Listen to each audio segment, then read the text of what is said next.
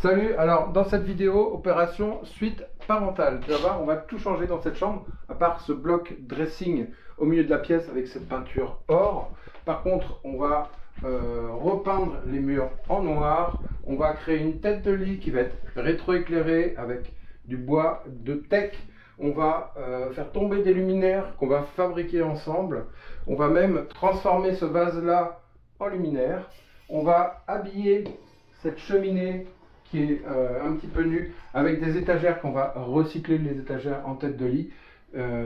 Ça se passe tout de suite dans l'atelier. Viens, je t'explique tout ça. Ah oui, et si c'est pas déjà fait, pense à t'abonner à ma chaîne.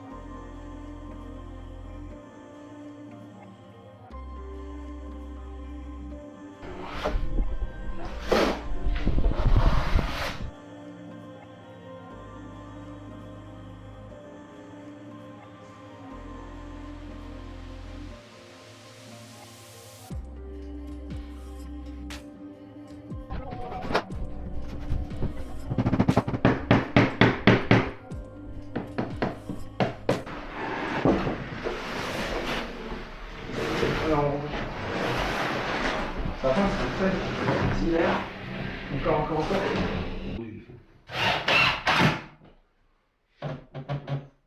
Une erreur, c'est d'habiller le soubassement de tes fenêtres en placo, parce que il suffit que la fenêtre soit ouverte une fois lors d'un gros orage, et ton placo, il s'abîme. Donc là, le problème, c'est que j'ai pas beaucoup de place pour passer une grosse planche. Donc je vais mettre un contreplaqué qui est pas très joli dessus que je vais peindre, et surtout je vais mettre une baguette devant qui va laisser croire que le contreplaqué est plus épais. Et cette baguette, je vais la fabriquer dans un morceau de papier en teck. Si tu n'as pas d'équerre sous la main, tu peux utiliser une feuille de papier que tu vas plier pour récupérer l'angle.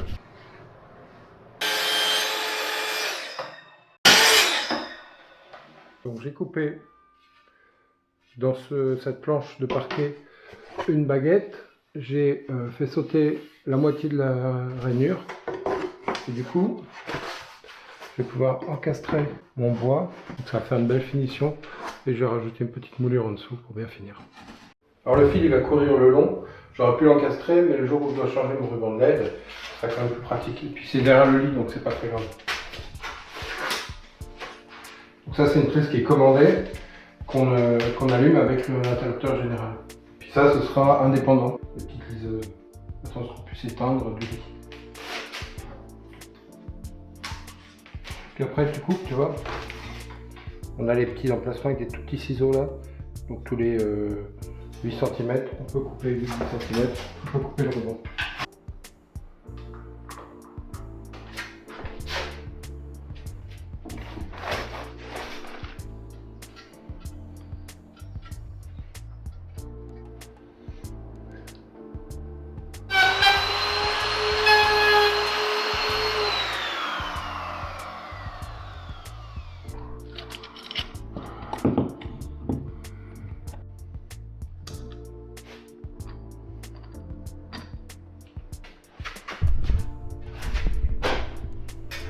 Alors tu vois ici on avait ce miroir qui du coup est un petit peu foncé et on se dit qu'on pourrait le mettre au milieu de nos étagères. On a essayé avec un miroir rond mais on n'arrive pas trop à trouver la composition je me dis que si on pouvait le recouper et le mettre dans le fond, ça pourrait être très chouette. Et peindre le miroir, le cadre du miroir en noir, tout le mur en noir, on va essayer.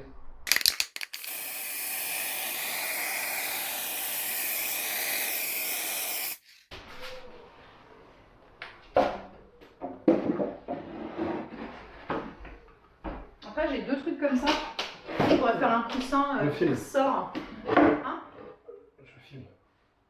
C'est bien?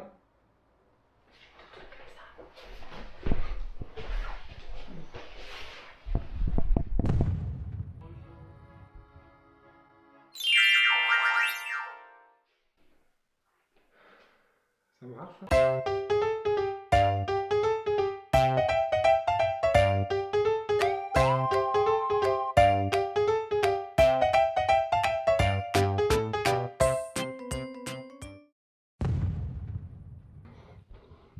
On va voir le résultat. Go!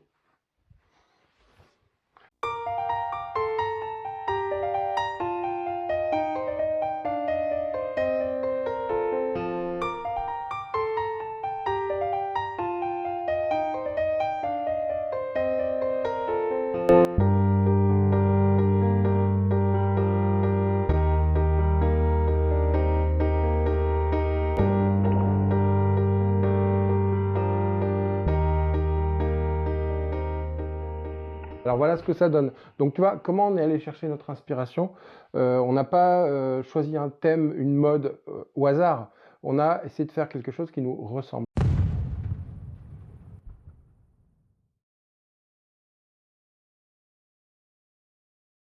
Et donc cette déco, elle est synonyme de voyage, des objets qu'on aime bien, des objets qu'on a chinés, mais aussi on a travaillé le sensationnel, c'est-à-dire le travail des sens. L'odorat par exemple, on a de l'eucalyptus séché là qui va sentir bon, on a des bougies qui sont parfumées, on a cette descente de lit là, on en a mis 2 par terre, qui sont hyper douces et le matin quand tu te lèves, tu poses tes pieds dessus, tu sais que tu vas passer une bonne journée parce que c'est agréable. Donc c'est quelque chose des fois qu'on oublie, la perception des 5 sens. Le deuxième levier qu'on a utilisé, que tu peux utiliser aussi, c'est d'utiliser ce que tu as, à partir de ce que tu as, un objet et pourquoi pas l'imaginer différemment. Par exemple, ces étagères-là qui étaient horizontales, on les a tournées un peu dans tous les sens pour essayer de les réutiliser pour matérialiser ce conduit de cheminée qu'on n'avait pas. Et ma femme a eu l'idée de réutiliser ce miroir-là qu'on a recoupé pour le mettre au milieu. Donc en fait, on a créé un meuble sur mesure, mais avec ce qu'on avait. Donc un objet, tu peux le changer de place. Ça peut être un objet qui est au grenier, qui n'a pas suffisamment de valeur que tu vas mettre dans ton salon. Tu peux le recouper, tu peux le tourner, tu peux en assembler plusieurs. Tu peux en mettre un qui est au sol, fixé au mur, etc. Donc il y a toute une combinaison d'objets qu'on va pouvoir détourner pour en faire son propre élément. Regarde, je te montre cette lampe-là. Tu vois, cette lampe, en fait, c'est 2 coupes à fruits qu'on a assemblées avec un pot de fleurs au milieu pour faire une lampe sur mesure.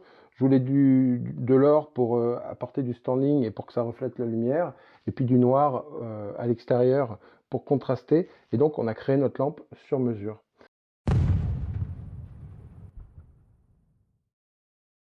Alors, entre le dessin du projet et le projet final, Il y a des petites nuances. Ici, à cause des poutres au plafond, on ne pouvait pas mettre les lampes où on voulait, donc on les a concentrées ici. Ça a obligé, du coup, comme on dépassait, à peindre tout le mur en noir et pas que cette partie-là, sinon les parties qui dépassent, ça aurait été un petit peu, visuellement, ça n'aurait pas été très joli. Il faut toujours faire avec ce que tu as.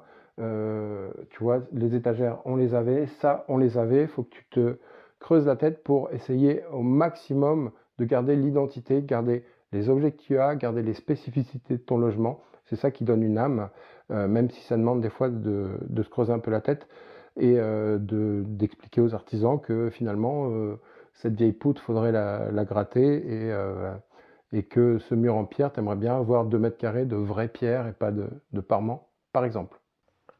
Alors c'est pareil pour ces drôles de plantes, c'est des tillandsias, c'est des plantes qui n'ont pas de racines et qui vivent sans terre. Tu as juste besoin de leur asperger un petit peu d'eau une fois tous les 15 jours. Ça aussi, c'en est une. Et celle-ci, elle est intéressante. C'est une plante probablement de sous-bois. En tout cas, c'est une plante qui n'a pas besoin de beaucoup de lumière. Donc elle peut vivre dans une salle d'eau quasiment aveugle. Et c'est une plante qui est très rustique. Pour la faire crever, il ne faut vraiment pas être doué. Ça s'appelle un Zamioculcas. Alors l'autre point important, j'en parle à chaque fois, c'est l'éclairage, la lumière. C'est grâce à ça qu'on va créer une ambiance, qu'on va valoriser des objets comme cette petite niche là et qu'on va apporter ici la chaleur avec les bougies. Alors les bougies, elles ne seront pas allumées tous les jours. Par contre, celle-ci, regarde ça, c'est rigolo. C'est une... en fait, c'est une LED. Dedans, c'est des grosses piles. Ça dure, je crois, 500 heures. Tu peux les programmer pour qu'elles s'allument quand tu veux. Et je trouve que c'est vachement réaliste. On a mis aussi un éclairage LED qui est derrière le mur. Alors, même chose, quand tu imagines un éclairage, pense que... Alors, on a mis aussi derrière le mur pour valoriser cette partie de bois, pour la décoller, 2 rubans de LED qui sont commandés avec l'éclairage général. Ça évite d'avoir un transfo que tu dois brancher sous le lit qui ne sera jamais branché. Faut faire des choses simples. Donc, en fait, tout est commandé. À part les 2 petites lampes de chevet, tu vois, on a supprimé le plafonnier qui éclairait à la fois tout et n'importe quoi. On a préféré des petits éclairages diffus et notamment des éclairages indirects, c'est-à-dire que la lumière elle est réfléchie par ce réflecteur qui est en dessous et ça va donner une lumière tamisée, douce et beaucoup plus agréable et plus compatible avec une chambre. Parce qu'on n'a pas besoin, c'est pas un élément où on travaille, c'est pas un atelier ou une cuisine. Donc il faut y voir qu'à certains endroits et essentiellement pour lire. Et dans le dressing. Quand tu as une lampe avec des trous, eh ben, ça va refléter la lumière comme celle-ci au plafond, tu vois. Un petit peu comme les branches d'un arbre, tu vois, la lumière qui traverse les branches d'un arbre dans une forêt. Cette commode, tu vois, elle n'était pas du tout en valeur. Pourquoi? Parce que le mur était clair. Donc si tu mets ton sur ton, évidemment, ça ne va pas ressortir. Tu sais, trop de matière tue la matière. Et là, donc, faut pas hésiter à contraster les choses. Idem pour ça c'est un tambour qu'on a mis ici parce que je trouve que ça a des airs de lune. Et regarde, c'est rigolo. Je ne sais pas si on va le voir à la caméra, mais quand on ferme les rideaux,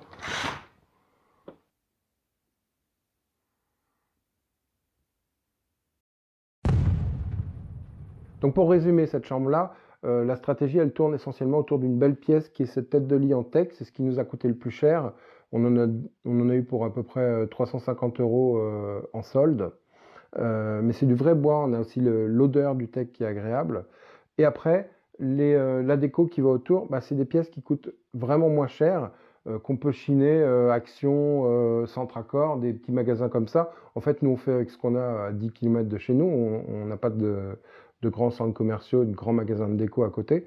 Et on arrive à trouver, en cherchant un petit peu et en combinant des objets déco qui tiennent la route. Donc la déco, c'est pas forcément une histoire de prix, de moyens, c'est une histoire d'idées et d'envie. Voilà, donc on essaiera de faire une pièce comme ça dans la maison de temps en temps. Il y a beaucoup de pièces, donc il y a beaucoup de sujets différents. Dis-moi dans les commentaires si ça t'intéresse et quelle pièce en particulier. Et puis si tu as un petit peu de mal à trouver l'inspiration, tu sais que je me déplace ou que je bosse à distance via Skype pour t'accompagner dans ton projet. Je te dis merci, à bientôt, ciao, et puis t'oublie pas, Si cette vidéo t'a plu, tu la partages. Ciao.